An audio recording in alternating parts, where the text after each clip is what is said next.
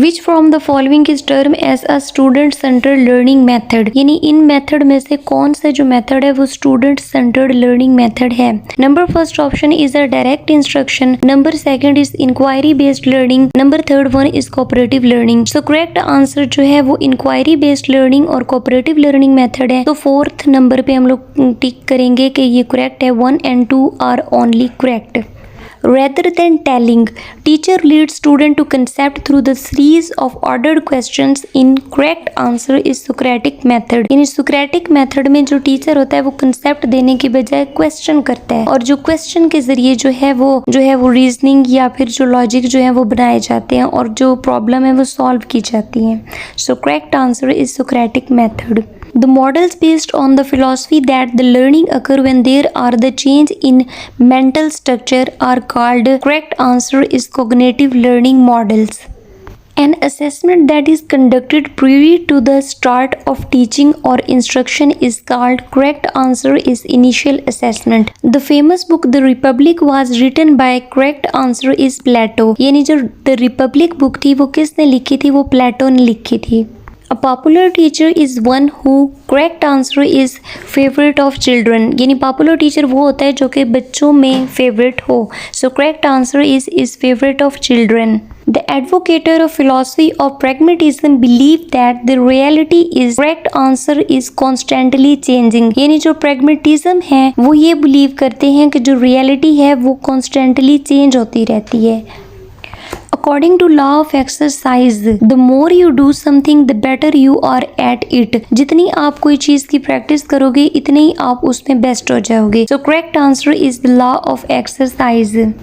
As people gets older, जैसे जैसे बंदे जो हैं वो बूढ़े होते हैं, the ability of applying और maintain attention decrease. यानी जो इनकी ability होती है किसी चीज़ को अप्लाई करने की या फिर maintain attention करने की वो कम होती जाती है। So correct answer is decreases.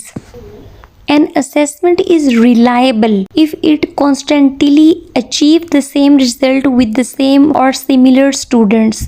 So correct answer is reliable.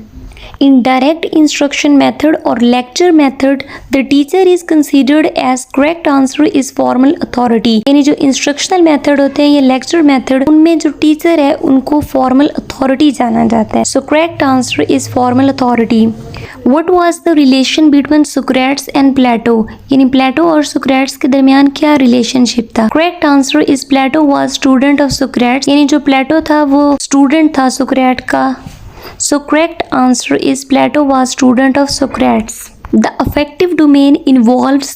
Correct answer is manner. यानी जो affective domain है ब्लॉम की टेक्सोनॉमी उसमें manner जो है वो involved है। Reliability of an assessment relates to. Correct answer is consistency of assessment. यानी जो किसी भी assessment की reliability है वो correlates कर रही होती है उस assessment की consistency के साथ। So correct answer is consistent. Interactive phase is likely to fail if. यानी interactive phase जो है वो कब fail होती है? Number first option is diagnostic phase is defective. जब diagnostic phase defective हो तो interactive जो phase है वो fail हो जाती है, ये भी correct है। Number second is a interactive phase is not properly activated. यानी जो interactive phase है वो properly activated ना हो तो interactive phase जो है वो fail हो जाती है, ये भी दुरुस्त है। Third one is a post active phase is not properly planned. इसका इसके साथ कोई तल्लुक नहीं है। So correct answer is both A and B are the correct. Which of the following is not related to educational achievement? यानी कौन सी जो चीज़ है वो educational achievements के साथ relates नहीं करती? Correct answer is heredity. यानी जो विरासत है वो educational achievement के साथ relate नहीं करती। So correct answer is heredity. If student do not understand what is taught in the class, the teacher should. यानी जब जो student है वो understanding ना कर रहा हो कि क्लास में क्या पढ़ाया जा रहा है तो उस्ताद को क्या करना चाहिए? Correct answer is check up the previous knowledge of the student in the topic. यानी जो student का previous knowledge है उसको check करना चाहिए। The most important duty of the teacher is. यानी जो टीचर की सबसे important duty है वो क्या होती है? Correct answer is complete the syllabus. यानी syllabus को complete करवाना जो टीचर की है वो important duty में से एक आ जाती है। So correct answer is complete the syllabus. Dash is the method where the student ask question each other during the presentation. यानी जब प्रेजेंटेशन हो रही होती है तो बच्चे एक दूसरे से जो सवाल जवाब कर रहे होते हैं, तो उस मेथड को क्या कहते हैं? तो उस मेथड को कहते हैं peer questioning. So correct answer is peer questioning. An old but effective teaching strategy is, यानी पुरानी लेकिन इफेक्टिव टीचिंग स्ट्रेटजी जो है वो कौन सी है? Correct answer is read aloud. यानी ऊंचा ऊंचा जो पढ़ना है वो एक इफेक्टिव और ओल्ड स्ट्रेटजी है टीचिंग की। सो correct answer is read aloud. All the verbal and non-verbal communication between the teacher and student are called, correct answer is signals। यानी जो टीचर जो है वो कम्युनिकेशन कर होता है, चाहे वो उसकी वर्बल हो या नॉन वर्बल हो अपने स्टूडेंट के साथ, उनको हम लोग सिग्नल बोलते हैं। सो correct answer is signals. In a dash, student formally present material then responds to the question from the audience। यानी जो स्टूडेंट है वो पहले अपना मटेरियल रिप्रेजेंट करते हैं, फिर जो ऑडियंस से जो क्वेश्चनिंग होती है उनके आंसर देते हैं। सो करेक्ट आंसर इज सिम्पोजियम। यानी सिम्पोजियम में जो स्टूडेंट्स हैं वो फॉर्मली पहले अपना जो मटेरियल है वो प्रेजेंट कर रहे होते हैं, फिर उसके बाद जो क्वेश्चन होते हैं ऑडियंस से उनके आंसर देते हैं। सो correct answer is symposium. When a learner is learning to satisfy his needs and wants, he is actually doing, correct answer is experiential learning। यानी experiential learning में जो स्टूडेंट होता है वो इसलिए लर्निंग करता है कि वो अपनी नीड्स और वांट को जो है वो पूरा कर सके। सो correct answer is experiential learning. When the teacher checks the student work using the multiple sources of information, यानी multiple sources of information के थ्रू जो टीचर है वो चेक करता है स्टूडेंट के वर्क को, the task is called, तो इस टास्क को क्या बोलते हैं? Correct answer is cross checking। इस टास्क को हम लोग क्रॉस चेकिंग बोलते हैं। A written work by the student to demonstrate some literacy or linguistic knowledge is termed as, correct answer is composition। यानी स्टूडेंट का वो वर्क जो कि डेमोन्स्ट्रेट कर रहा होता है उसकी लिटरेसी या लिंग्विस्टिक नॉलेज को, उसको हम लोग कंपोजिशन का नाम बोलते हैं। Conferences are face to face discussions. So correct answer is discussions. How does an effective teacher make student attentive in class? यानी एक जो effective teacher है वो कैसे अपने स्टूडेंट को attentive करता है क्लास में? Correct answer is by making one's teaching interesting।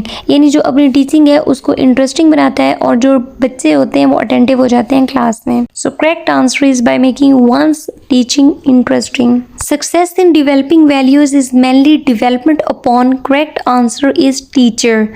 यानी जो success in developing values is mainly development upon, correct answer is teacher. Good reading aims at developing, correct answer is understanding. The cognitive domain involves, correct answer is knowledge. यानी जो cognitive domain है blossom taxonomy का, उसमें जो knowledge है वो involve होता है। So correct answer is knowledge. Which from the following is not a formal assessment. यानी इनमें जो कौन सी ऐसी है जो फॉर्मल असेसमेंट नहीं है? Correct answer is observation. Observation जो है वो इनफॉर्मल असेसमेंट होती है। So correct answer is observation.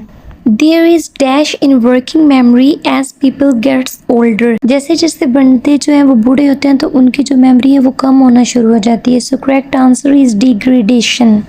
For an effective teaching, the teacher must be a subject matter expert that includes। यानी एक बेटर टीचिंग के लिए टीचर को किन कैटेगरीज या किन सब्जेक्ट मैटर में एक्सपर्ट होना चाहिए? Number first option is command over the subject.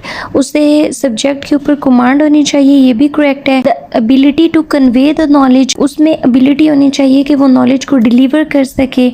Number third is the ability to apply ideas from one discipline to another, कि उसमें एबिलिटी हो कि वो आइडियाज़ जो है उसको अप्लाई करे एक तरीके से दूसरे तरीके के भी, यानी वो डिफरेंट मेथड्स आइडियाज़ में भी लगाए। सो तीनों के तीनों करेक्ट आंसर हैं। तो हम 4 पर लगाएंगे कि 1, 2 and 3 all of these are the correct answer.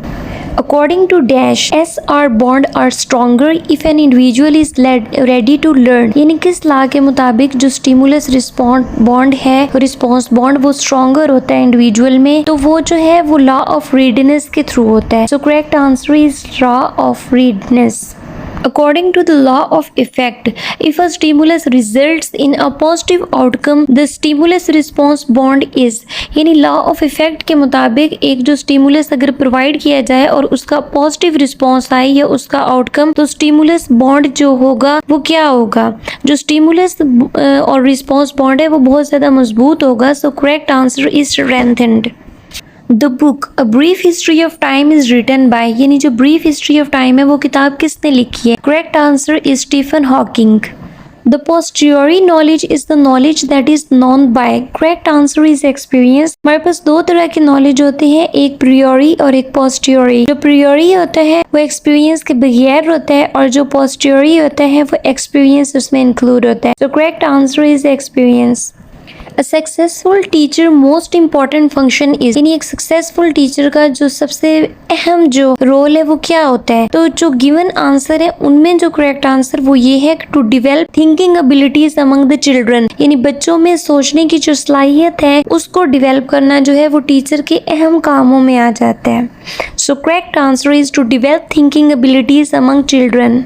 The station technique of the classroom management is a technique where instead of punishing negative behaviors, the teacher might decided to actually dash the negative behavior. यानी जो station technique है वो ऐसी technique है जिसमें classroom management की जाती है और क्लासरूम मैनेजमेंट के दौरान जो बच्चा है अगर नेगेटिव बिहेवियर करे तो उसको पनिश नहीं किया जाता बल्कि उस नेगेटिव बिहेवियर को इनकरेज किया जाता है. तो इस तरह की जो टेक्निक है उसको स्टेशन टेक्निक बोलते हैं. The law of effect can be effectively used in dash, यानी जो लॉ ऑफ इफेक्ट है वो इफेक्टिवली किधर यूज किया जा सकता है. तो correct answer is classroom management, यानी क्लासरूम मैनेजमेंट में जो लॉ ऑफ इफेक्ट है वो बेहतर तरीके से इस्तेमाल किया जा सकता है और अप्लाई किया जा सकता है. Next MCQ is, according to Johan Davy, children should experience dash in school to make them better citizen. यानी जोहन डेवी के मुताबिक जो बच्चे होते हैं वो जो है वो एक्सपीरियंस डेमोक्रेसी करते हैं स्कूल में और एक बेटर सिटीजन बनते हैं. यानी जोहन डेवी ने जो फोकस दिया था वो डेमोक्रेसी पर दिया था. तो करेक्ट आंसर जो हमारे पास है वो डेमोक्रेसी बनता है. In the case of spending money, the virtue is dash between wastefulness and stringiness. यानी जो wastefulness और stringiness, wastefulness होता है कि बहुत ज़्यादा यानी वैसे खर्च करना, stringiness होता है सख्ती. यानी virtue में wastefulness और stringiness के दरमियान क्या चीज़ आती है, तो जो दरमियान में इनकी चीज़ आती है वो है generosity. So correct answer is generosity. Who advocated removing children from their mother care and raising them as wards of the state? So correct answer is Plato. The dash is the measure of how separate points are from the mean. यानी mean से जो separate points हमें जब मालूम करने होते हैं तो हम कौन सा method या measurement use करते हैं. So correct answer is standard deviation. We calculate average marks of the student in a way as we calculate. Correct answer is arithmetic mean. मतलब ये कि जो हम लोग एवरेज मार्क्स किसी स्टूडेंट के कैलकुलेट करते हैं वो सेम ऐसा मेथड है जैसे हम अरिथमेटिक मीन्स को निकालते हैं. The standard deviation is dash of the variance, यानी स्टैंडर्ड डेविएशन जो है वो किस चीज का वेरिएंस है. Correct answer is square root. So take here the square root. Plato believed that the talent and intelligence are not distributed genetically. यानी प्लेटो के मुताबिक जो टैलेंट होता है ये इंटेलिजेंट होती है वो जेनेटिकली आप उसको यानी मेजर नहीं कर सकते और ना ही ये जेनेटिकली डिस्ट्रीब्यूटेड होती है. So correct answer is not distributed genetically. Rousseau advocated an educational method which consists of removing the child from dash. Correct answer is society. Validity of an assessment relate to dash of the assessment. यानी किसी भी assessment की जो validity है वो किसके साथ relates कर रही होती है. Correct answer is relevance. To break information into parts and to examine the information is called. Correct answer is analysis.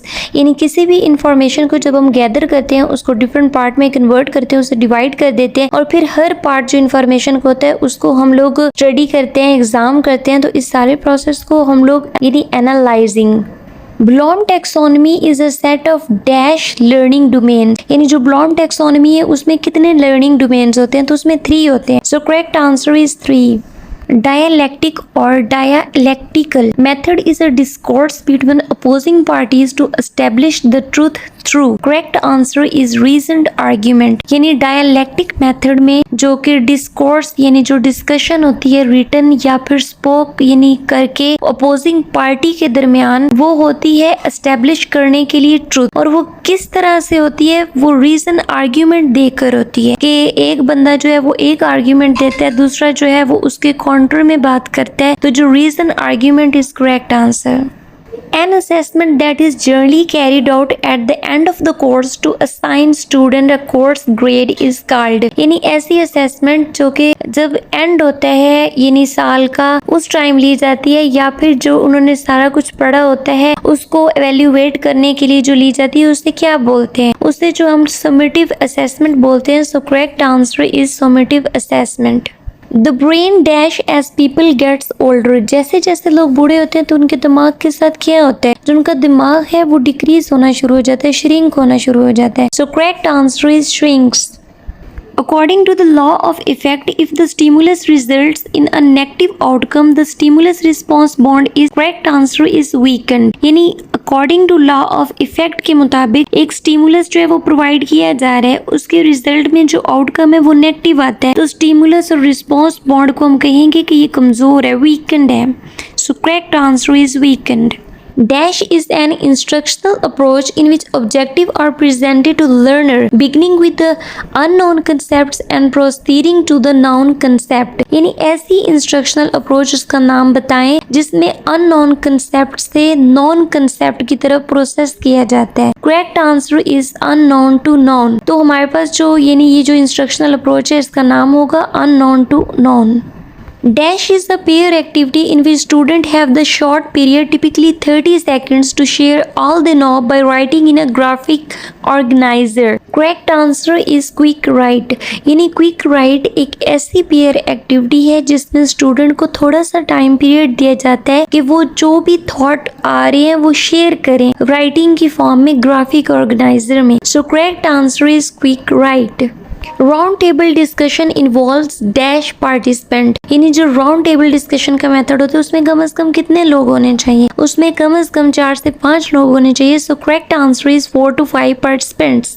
When a learner is studying simply because work is assigned by a teacher, he is doing। Correct answer is cognitive memorizing। यानी learner जो है वो simply वो चीजें study करता है जो उसे टीचर असाइन करता है काम, जैसा कि ये जाकर उसने घर में काम करना है यानी होमवर्क जैसे असाइन करता है, तो वो जो सारी एक्टिविटी कर रहे हैं उसे हम बोलेंगे cognitive memorizing।